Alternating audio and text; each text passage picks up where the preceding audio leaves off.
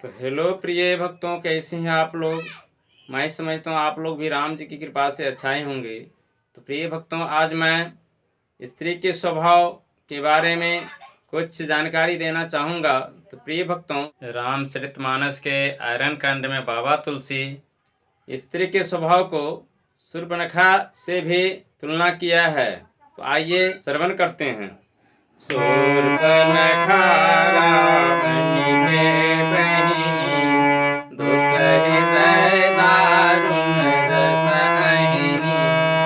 पंचवटी सो गए एक बारा, देखी विकल भई जुगल कुमारा। माता पिता पुत्र उर्गारी, पुरुष मनोहर निखत नारी।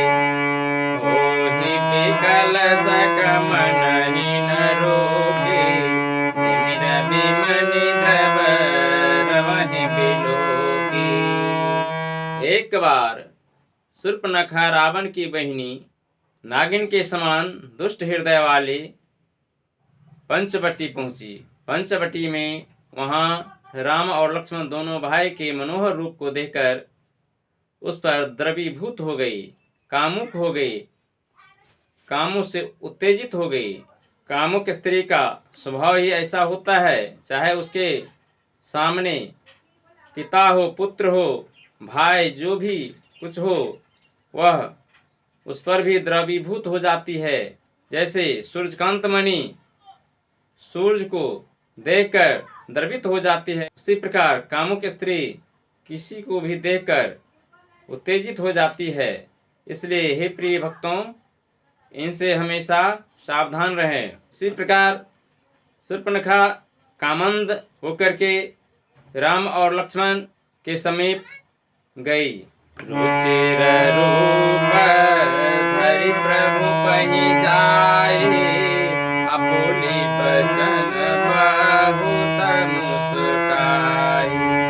तुम सम पुरुषन मोह सम नारी, यह संजोग विधि रच विचारी। मम अनुरूप पुरुष जग माहि, देखे खोजे लोक तिहु नाही।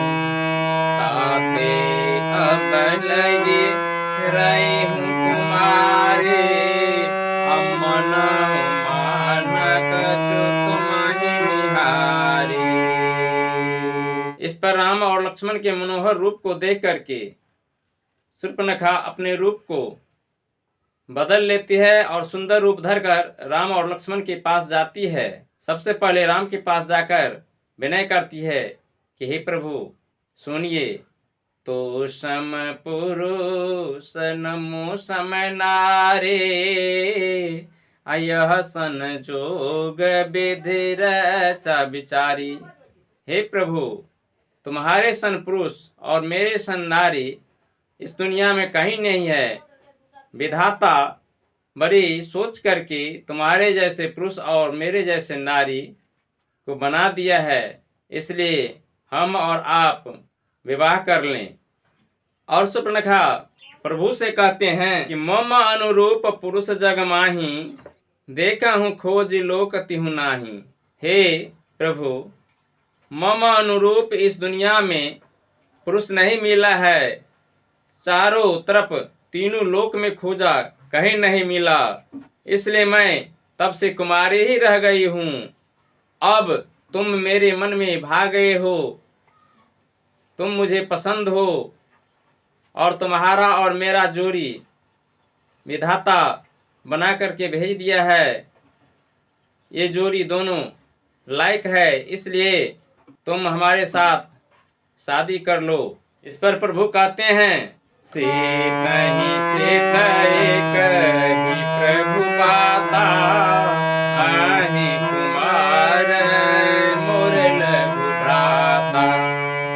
गए लक्ष्मण रिपु भगनी जानी, अप्रभु बिलोकी बोले मृदुबानी। इस पर सीता की ओर इशारा करते हुए प्रभु कहते हैं कि ए शूर्पणखा, देखो मेरा शादी तो इनसे हो गया है, इसलिए तुम हमसे शादी नहीं करो, क्योंकि मेरा शादी हो गया है। आगे देखते हो, ये मेरा भाई कुमारा है, तुम उन्हीं के पास चली जाओ। तब शूर्पणखा लक्ष्मण के पास जाती है और यही वचन बोलती है कि तुम मुझसे शादी कर लो।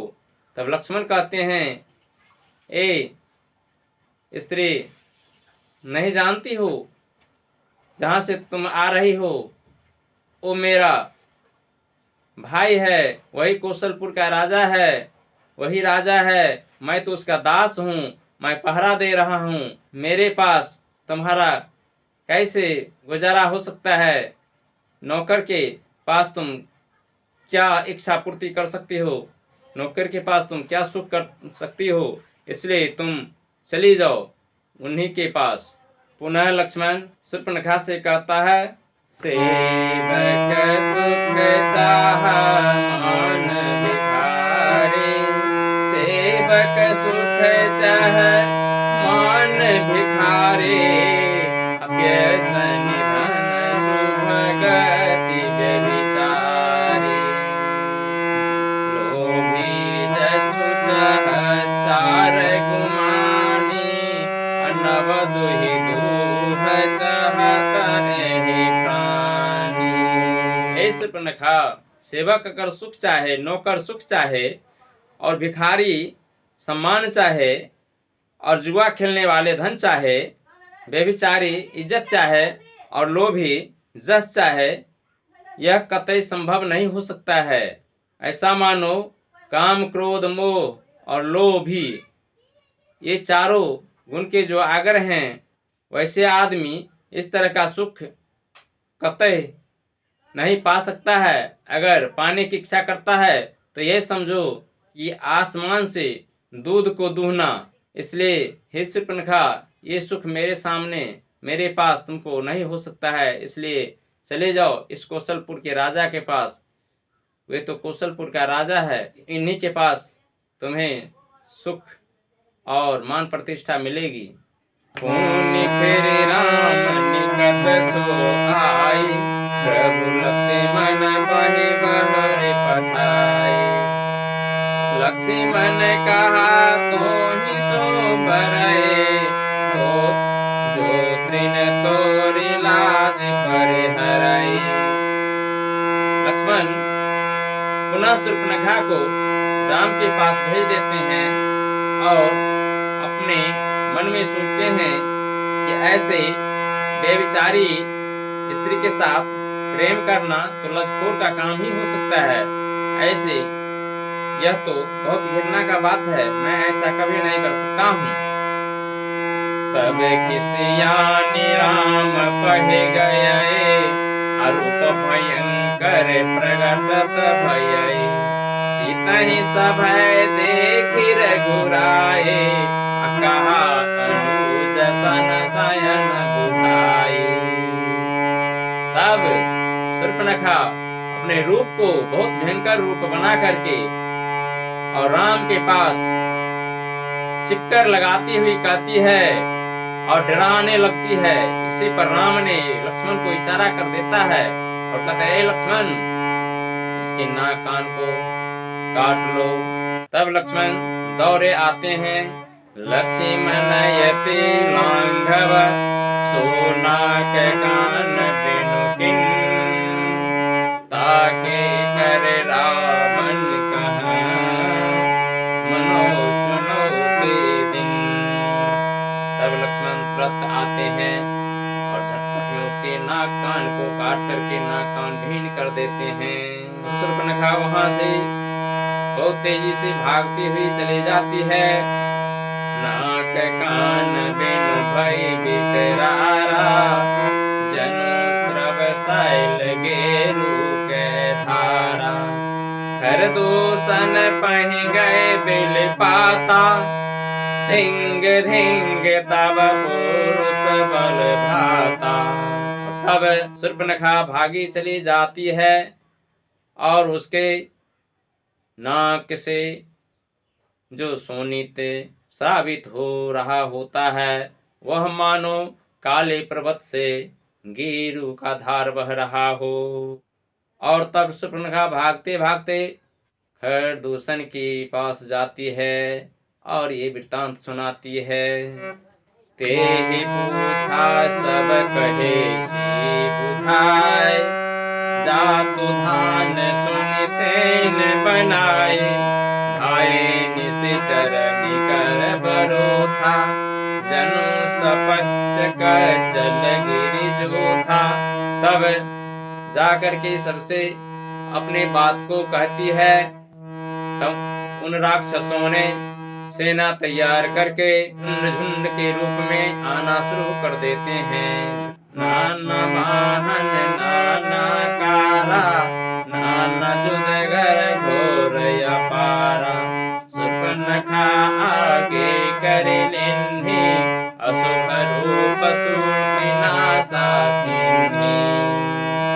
तब शूर्पणखा को आगे करके राक्षसों का दूत झुंड बना करके उस राम पर और लक्ष्मण पर लड़ने के लिए झुंड के झुंड आने लगते हैं। तो प्रिय भक्तों, शूर्पणखा को कोई ऐसा कहा नहीं था राम और लक्ष्मण के पास जाने के लिए।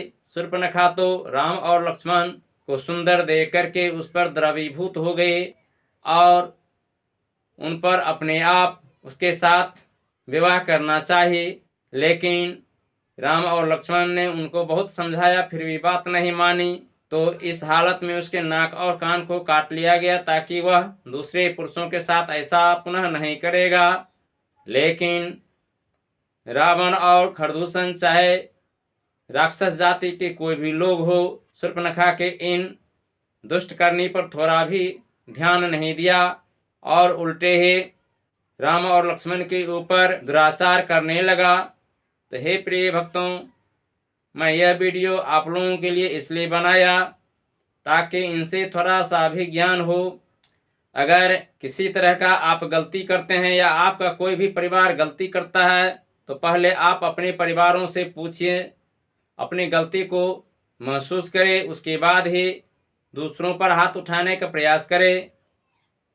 इसी बात पर बाबा कबीर भी अपने पांति के द्वारा कहते हैं कि बुरा जो देखने मैं चला, बुरा न मिला कोई, जो दिल ढूंढा अपना तुम सा बुरा न कोई। बाबा कबीर इस दुआ के माध्यम से जन समुदाय को समझाना चाहते हैं कि ए प्रिय भक्तों, ए भाइयों, ए दोस्तों, पहले अपने आप में बुराई को तलाश लेना चाहिए, तभी दूसरे के बुराइयों को खोजना चाहिए। नहीं तो इनसे विनाशकारी घटना हो सकता है। इसलिए हे प्रिय सज्जनों, हे प्रिय भक्तों, पहले अपने आप को मन में देखे कि मैं तो गलती नहीं कर रहा हूँ। अगर मुझ में गलती है तो अपनी गलती को सुधार लेना ही अच्छे पुरुषों का काम होता है। इसलिए हे प्रिय सज्जनों, हे प्रिय भक्तों, इस वीडियो को देखने के बाद आप इनसे लाभ उठाएंगे और जीवन में उतारेंगे। तो इस वीडियो में इतना ही, मिलते हैं आगे की वीडियो में। तब तक के लिए धन्यवाद, थैंक यू। अगर वीडियो अच्छा लगे तो लाइक और सब्सक्राइब जरूर कर दीजिएगा।